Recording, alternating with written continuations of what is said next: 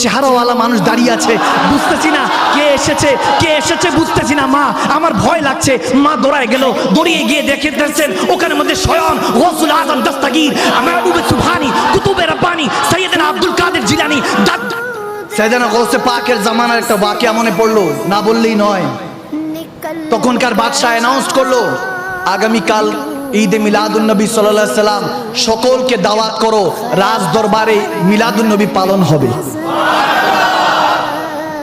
যদি এখনকার সরকার মহোদয় থেকে সারা পৃথিবীতে প্রাইম মিনিস্টাররা যদি এভাবে আয়োজন করতো কতই না সুন্দর হতো। যখন বললো যে ঠিক আছে, সারা রাজ্যের মধ্যে অ্যানাউন্স করা হলো বাগদাদ শহরে আগামীকাল মিলাদুন নবী পালন হবে। গুনিয়াতুত তালিবিন সহ বিশেষ করে কাশফুল মাহজুব কিতাবগুলির মধ্যে এই ওয়াকিয়া এসেছে। এখন যখন দাওয়াত করা হলো, এক মা তার ছোট্ট মেয়েকে নিয়ে রাজ দরবারে পৌঁছে গেল যে যেহেতু রসুল আরবির মৌলুদুন নবী পালন হবে, আমরাও তো রসুলের উম্মত। উপস্থিত হয়ে গেল।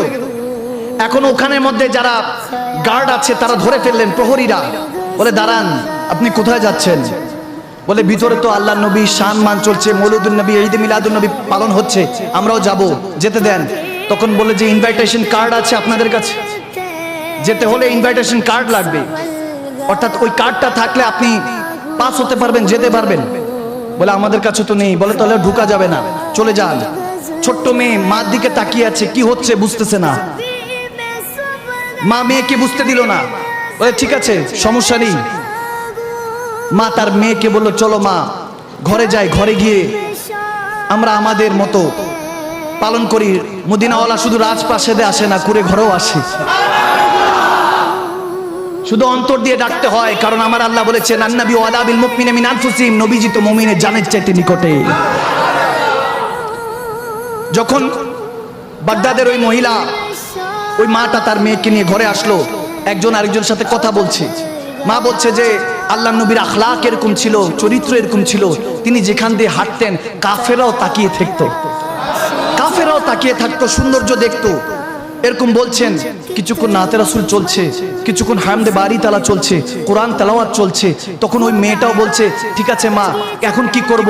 মা বলছে তুমি কিছু শানের সালাত পড়ো, আমিও কিছু নাতে রাসূল পড়ি, আসো এভাবে রাতটা কাটিয়ে দিই, সমস্যা নাই। যখন এভাবে শানের সালাত কালাম চলছে, সারা রাত চলছে। এরকম হওয়ার পর ফজরের আজান পড়লো। আজান পড়ার পর মা বলছে যাও অজুর ব্যবস্থা করো, আমরা অজু করে এখন ফজরের নামাজ একসাথে জামাতে আদায় করব। মেয়ে যখন গেল বাইরে, একটা চিৎকার দিয়ে দৌড়ে আসলো, এসে বলতেছে মাগো কি যেন একজন সুন্দর চেহারাওয়ালা মানুষ দাঁড়িয়ে আছে, বুঝতেছি না কে এসেছে বুঝতেছি না। মা আমার ভয় লাগছে। মা দৌড়ায় গেল, দৌড়িয়ে গিয়ে দেখে দেখছেন ওখানে মধ্যে স্বয়ং গৌসুল আজম দস্তগীর মাহবুবে সুবহানী কুতুবে রব্বানী সৈয়দনা আব্দুল কাদের জিলানী দাঁড়িয়ে আছেন। আর ওই চৌখাটটা, ওই ঘরের কুড়ে ঘরটা চুমু খাচ্ছেন। ওই মা দেখে বলতেছে আপনি আমার ঘর চুমু খাচ্ছেন, এত বড় নসিব আমার হয়েছে। তখন সেই গৌসে পাক আমার আপনার গৌসে সামদানি কুতুবে রব্বানী বলতেছে এই নাদান মহিলা, তোমার জন্য এই ঘর চুমু খাচ্ছি না, কিছুক্ষণ আগে আমার রাহমাতুল আলামিন দয়াল নবী এই ঘরের পাশে দিয়ে গিয়েছে, আমি শুধু দেখেছি যে আমার মদিনাওয়ালা এই ঘরকে ধরে কান্না করছিল, তোমাদের কথাগুলি শুনছিল।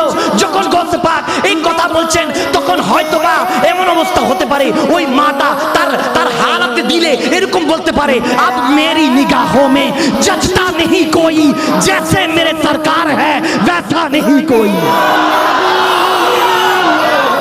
ইশকের মানজাত সবাই বুঝে আসে না, মোহাব্বত সবাই বুঝবেও না। আল্লাহ আমাদেরকে বুঝার তৌফিক দান করুন। আর চওয়াজে আল্লাহ আমাদেরকে হেদায়েতের পথে চলে মদিনাওয়ালাকে দেখে আমাদেরকে আল্লাহর জান্নাতে থাকার তৌফিক দান করুন। আর চওয়াজ আল্লাহুম্মা আমিন।